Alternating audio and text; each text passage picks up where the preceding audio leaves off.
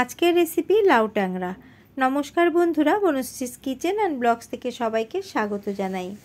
ট্যাংরা মাছের অনেক রকম রেসিপি আমরা খেয়ে থাকি। এই ট্যাংরা মাছের রেসিপিটা অনেকটাই স্বাস্থ্যকর। পেঁয়াজ রসুন ছাড়া খুব কম তেল মশলায় রেসিপিটি তৈরি হয়ে যায়। খুব সহজ পদ্ধতিতে আমি এটা করে দেখাবো, যে কেউ কিন্তু আপনারা রান্না করতে পারেন।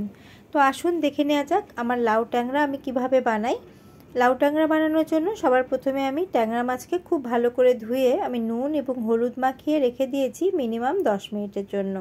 এইভাবে নুন হলুদ মেখে রাখলে কিন্তু মাছটার মধ্যে নুন যাবে, খেতে খুব ভালো লাগবে। আর এখানে একটা ছোট সাইজের লাউয়ের আমি খোসা ছাড়িয়ে এইভাবে ডুমো ডুমো করে কেটে নিয়েছি। ঝুরি ঝুরি করে কাটলে হবে না, এইভাবে ডুমো ডুমো করে একটু মোটা করেই কাটতে হবে, তাহলে কিন্তু লাউ ট্যাংরা খেতে খুব ভালো লাগবে। মাছের পরিমাণ হিসেবে লাউয়ের পরিমাণটাও বাড়াতে হবে। এবার চলে যাচ্ছি মূল রান্নায়। গ্যাসের মধ্যে কড়া বসিয়ে দিয়ে আমি পরিমাণ মতো সর্ষের তেল খুব ভালো করে গরম করে নিয়েছি। এবার মাছগুলোকে দিয়ে দিলাম।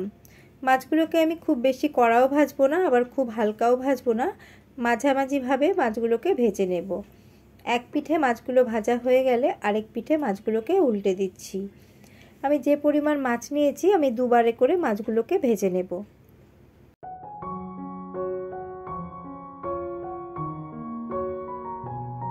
মাছগুলো মাঝামাঝিভাবে ভেজে নিয়েছি। তেলটাকে ঝরিয়ে নিয়ে একটা পাত্রের মধ্যে তুলে রাখছি। এই তেলের মধ্যেই বাদবাকি মাছগুলোকেও আমি ভেজে নেব।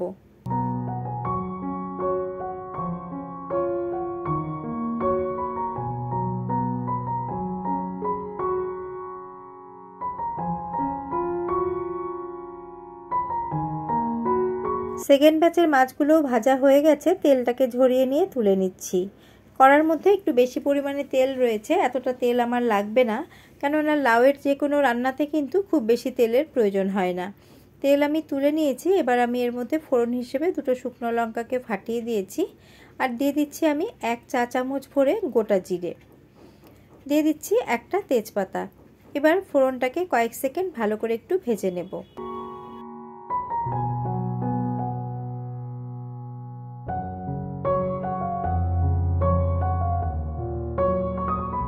ফোড়ন ভাজা হয়ে গেছে, ফোড়ন থেকে সুন্দর গন্ধ বেরোতে শুরু করেছে। এখন ডুমো করে কেটে রাখা লাউগুলো আমি কড়ার মধ্যে দিয়ে দিলাম। এখন লাউগুলো যাতে মজে যায় তার জন্য এর মধ্যে পরিমাণ মতো লবণ দিয়ে দিলাম, আর খুব সামান্য একটু হলুদ গুঁড়ো দিয়ে দিচ্ছি। লাউয়ে খুব বেশি হলুদ হলে কিন্তু ভালো লাগে না, খুব সামান্য একটু হলুদ গুঁড়ো দিয়ে আমি একটুখানি ভালো করে নাড়াচাড়া করে নেব।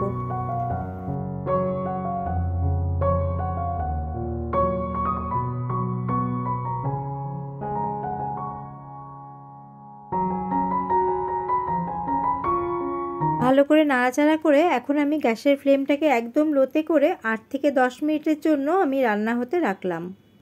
ফিরে এলাম মিনিট 10 পর।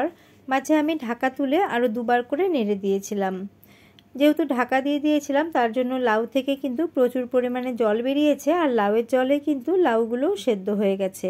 আজকে লাউটা খুব কচি ছিল, তার জন্য লাউটা খুব সুন্দর সেদ্ধ হয়ে গেছে। আর লাউ ট্যাংরা লাউ কিন্তু এরকম করে বড় করে খেতেই ভালো লাগে। এবার আমি এর মধ্যে মশলা দিয়ে দেব। আমি একটা বাটির মধ্যে 1 চা চামচ জিরে গুঁড়ো, 1/2 চা চামচ লাল লঙ্কার গুঁড়ো এবং 1/2 চা চামচ হলুদ গুঁড়ো আমি জল দিয়ে ভিজিয়ে রেখেছিলাম, সেটাই দিয়ে দিলাম।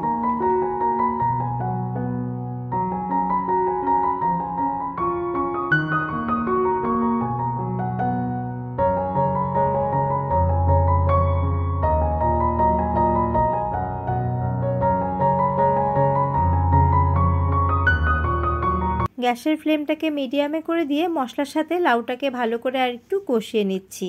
আরও ভালো করে কষানোর জন্য গ্যাসের ফ্লেমকে একদম লোতে করে আরও 4 থেকে 5 মিনিটের জন্য ঢেকে রেখেছিলাম। দেখুন এই পর্যায়ে লাউগুলো কিন্তু আরেকটু মজে এসেছে। লাউ কিন্তু একদম 100% সেদ্ধ হয়ে গেছে। লাউয়ের সাথে মশলাটাকে খুব ভালো করে কষিয়ে নিয়েছি। মশলা থেকে তেল ছাড়তে শুরু করেছে। এই পর্যায়ে এর মধ্যে আমি গ্রেভির জন্য দিয়ে দেব জল।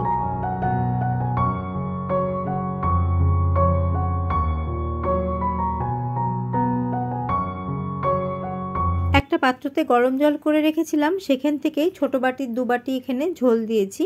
আর দেখুন লাউ একদম 100% সেদ্ধ হয়ে গেছে। এখন গ্যাসের ফ্লেমটাকে আমি মিডিয়ামে করে দিয়েছি, যাতে ঝোলটা খুব তাড়াতাড়ি ফুটে ওঠে। গ্রেভির জন্য জলের ব্যবহার করা হয়েছে, তার জন্য আমি এখন চেক করে নিচ্ছি যে কতটা লবণ প্রয়োজন হবে। আমি এখন সেই পরিমাণে বা স্বাদ অনুসারে লবণটা অ্যাড করে দিলাম। অ্যাড করে দিয়ে সমস্তটা আমি ভালো করে মিশিয়ে নেব। আর এখানে আমি দুটো চেরা কাঁচা লঙ্কা দিয়ে দিলাম, এতে খুব সুন্দর একটা ফ্লেভার আসবে। আপনারা যদি ঝাল বেশি পছন্দ করেন সেই ক্ষেত্রে আপনারা বেশি পরিমাণে কাঁচা লঙ্কাও এখানে দিতে পারেন। আমি আরেকটুখানি এখানে জল দিয়ে দিলাম। এখন আমি এখানে ভেজে রাখা মাছগুলো দিয়ে দেব। লাউ যেহেতু 100% সেদ্ধ হয়ে গেছে, তার জন্য লাউ সেদ্ধ হওয়ার আর কিছু নেই, তবে মাছগুলোকে একটু সেদ্ধ হতে হবে, তার জন্য মাছগুলোকে আমি ঝোলের মধ্যে ডিপ করে দিলাম। আর এখন গ্যাসের ফ্লেমটাকে আবারও আমি একদম লোতে করে দেব। লোতে করে দিয়ে ঢাকা চাপা দিয়ে 3 থেকে 4 মিনিট মতো রান্না করে নেব।